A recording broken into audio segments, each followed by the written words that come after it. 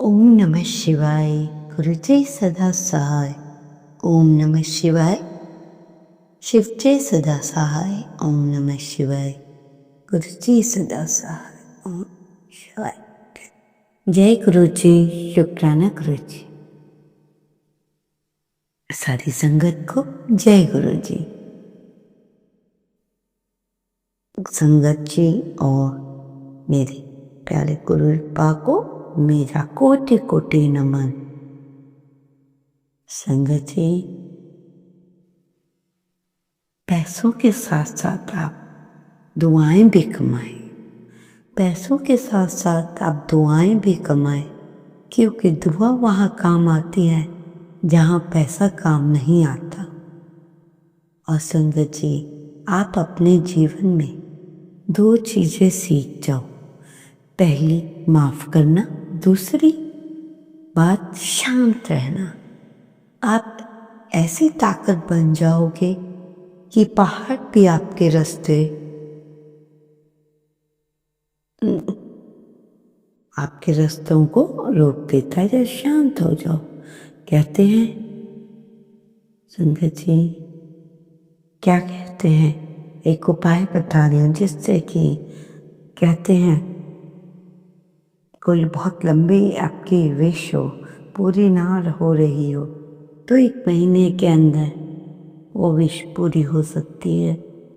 इससे पहले जो गुरु जी के चरणों में लाइक सब्सक्राइब समर्पित करे, उसके घर में सुख समृद्धि की कभी कमी ना करें हमारे प्यारे गुरु जी। उन्हें भरपूर दे गुरु महाराज, उनकी हर इच्छा को पूर्ण करें। कहते हैं कि ये एक उपाय करने से किसी की भी मनोकामना पूरी होती है।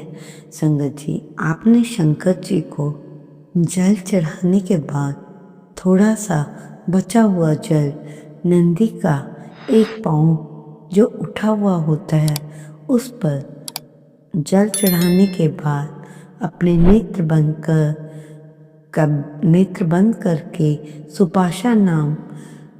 सुपाशा का नाम लेकर नंदी के सीधे कान में जो भी आपकी मनोकामना है बता देनी है,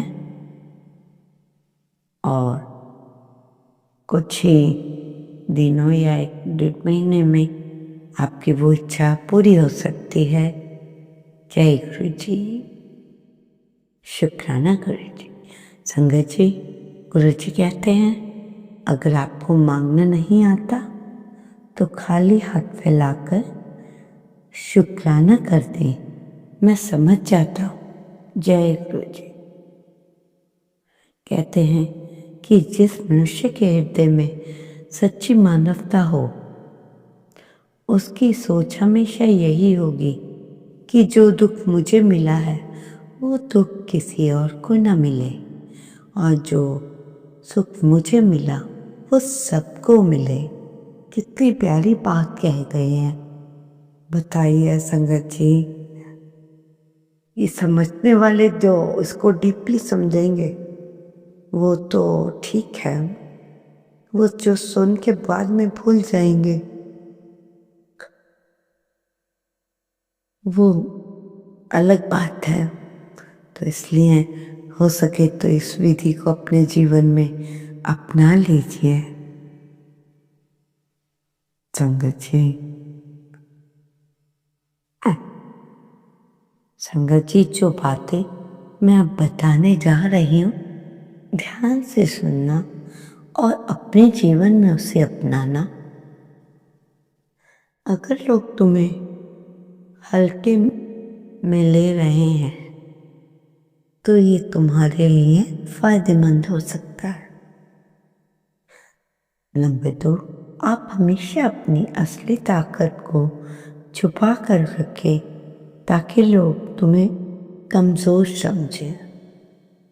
मान लीजिए जो लोग तुम्हें मूर्ख समझते हो वो तुम्हारे खिलाफ योजना नहीं बनाते, क्योंकि कहते हैं ना कि मूर्ख बत्ते से क्या मुंह लगना। उसके लिए क्या योजना बनानी, क्या काम करना, वो तो पहले से ही ऐसे है, तो इसलिए ऐसे व्यक्तियों के प्रति कम से कम योजनाएं बनाई जाती हैं। आपने अचानक सही समय पर अपनी ताकत को दिखाना है और गेम की बाजी पलट देनी है। जय गुरु जी। कहते हैं शुरुआत में अपनी पूरी ताकत दिखा देते हो तो वो हमें रोकने की कोशिश करते हैं। संगत जी, जो कुछ मैं कहती हूँ, जैसे आप किसी के लिए दुआ मांगते हो तो आपका दिल खुश होता है। इसी तरह जब आप सुबह उठते हो तो दुआ अपने आप को भी दे कि मुझे किसी से कुछ नहीं चाहिए। दुनिया भी निराली है। कोई अपनों के लिए रोटी छोड़ देता है तो कोई रोटी के लिए दुनिया छोड़ देता है। वाह वाह, जय गुरु जी, जय गुरु जी।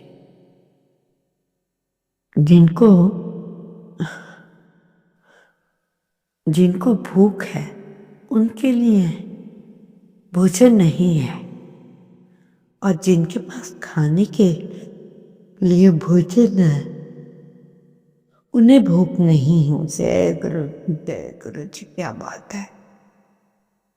और जिनको रिश्तों की कद्र है उनसे कोई रिश्ता रखना नहीं चाहता। जितना रिश्ता रखना चाहता है उन्हें रिश्तों की कोई कद्र नहीं। मैं तो आपसे यही कहती हूँ संगत जी कि अगर आप ऊपर वाले के साथ आपका संबंध मजबूत होता है तो धरती वाले आपका कोई कुछ भी नहीं बिगाड़ सकते। जय गुरु जी। क्योंकि गुरु जी कहते हैं कि मेरी हार नामुमकिन है। संगत जी, अगर तुम हार गए हो तो चुप रहो। किसी से अगर आप हार गए हो तो आपने क्या रहना, चुप रहो। वो उसे अपने आप हरा देगा, तुम चिंता क्यों करते हो। जय गुरु जी। संगत जी, जो गलती नहीं करता वो फरिश्ता है, जो गलती नहीं करता वो फरिश्ता है, और जो जानकर गलती कर जताई जाए वो शैतान है, और जो गलती करने के बाद उसे मान ले वो इंसान है। जय गुरु जी, शुक्राना गुरु जी। संगत जी, एक सही तरीका अपनी जिंदगी को अच्छा बनाने का, जिससे आपकी लाइफ भी सुधरेगी और आप सही रहेंगे, कि आप लोगों से कैसी बात करते हैं। तो अपनी माँ से हमेशा प्यार से बात करें, पिता को इज्जत दें, और पत्नी से सच बोले, भाई से दिल की बात करें, बहन से प्यार से बात करें, रिश्तेदारों में सहानुभूति से बात करें। ये सब छोटी छोटी बातें, दोस्तों से खुश होकर बात करें, ग्राहक लोगों से ईमानदारी से बात करें, और आप जहाँ जॉब करते हैं वहाँ पर आप अपने आप को पूरी सहमति से बात करते हैं। जैसे जहाँ नौकरी करता हूँ वहीं बॉस है आपका, उसको फुल सिंपैथी जताएं,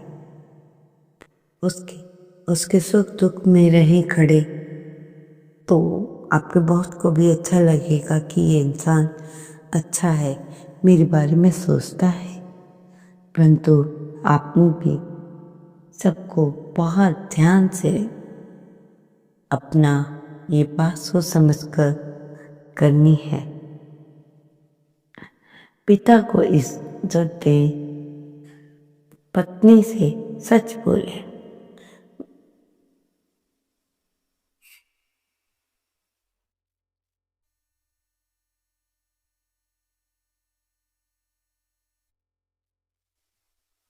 जहाँ पर आप काम करते हो वहाँ के बॉस को आपको खुश कैसे रखना है, और वहाँ पर आप उन सब पर पूरी सहमति से बात करते हो कि मैं जहाँ नौकरी करता हूँ वही बॉस आपका है, उसकी फुल सहानुभूति जताइए। जिसके पास भी आप काम करते हैं उसे कभी इस तरह ना देखिए, उससे अपने सारे काम बनवाए। संगत जी, जैसे हम सोचेंगे वैसा बन जाएंगे। जिस तरह की हमारी सोच होगी हम वैसे ही बन जाएंगे।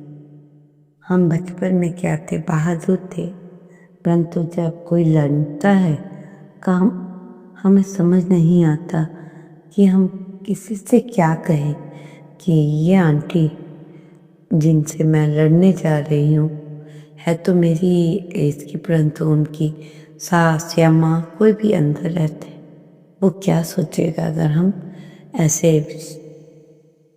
बहू और ननद आपस में लड़े। ये बात नहीं है ना संगत। कईयों के जो बाहर हैं उन फैमिली मेंबर्स, उन पत्नियों के थोड़े टाइम बाद वो भी चली जाएंगी अपने परिवार के साथ। तो ऐसे आपने कभी नहीं सोचना कि हम अकेले हैं। संगत जी,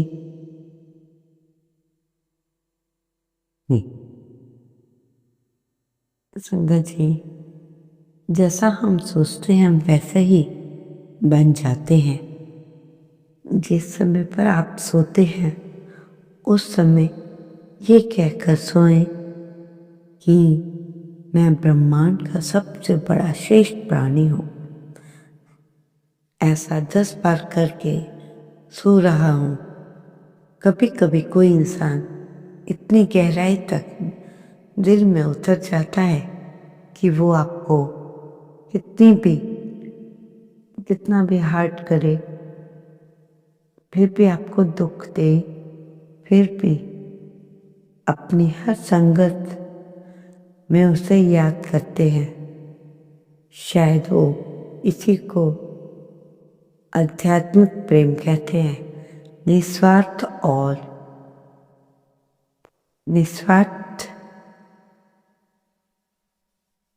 होकर और आध्यात्मिक प्रेम सबसे बनाए रखे। संगत जी,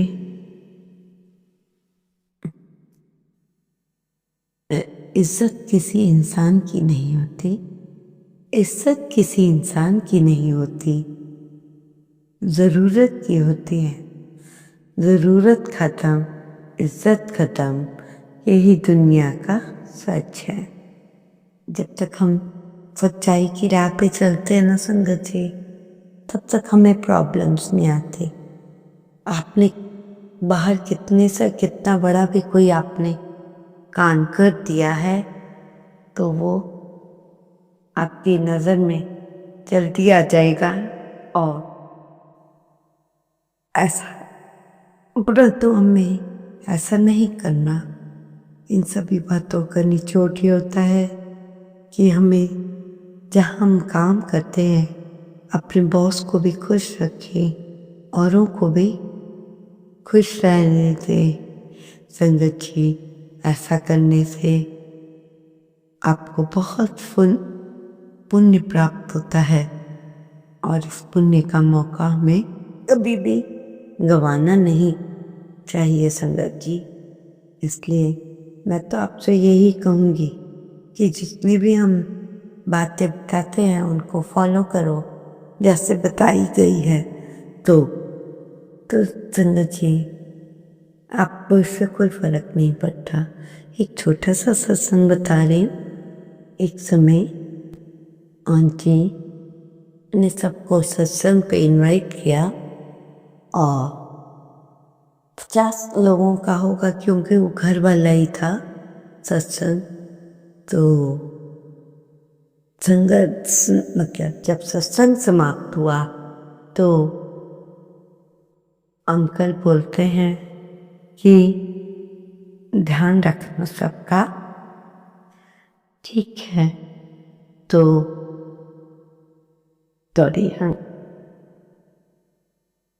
एक अंकल जो कि भगवान को, गुरु जी को मानते नहीं थे और उनकी पत्नी मानती थी। तो एक बार की बात है, दोनों बात करते करते किसी बात से नाराज हो गए और उन्होंने, रात्रि का टाइम था, खाना भी नहीं खाया।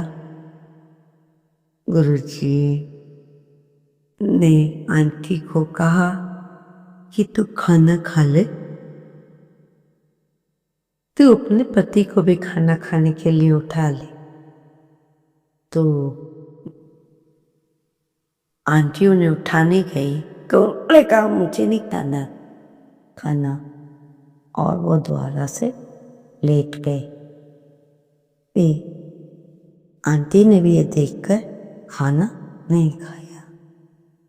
तो आंटी जब सो रही थी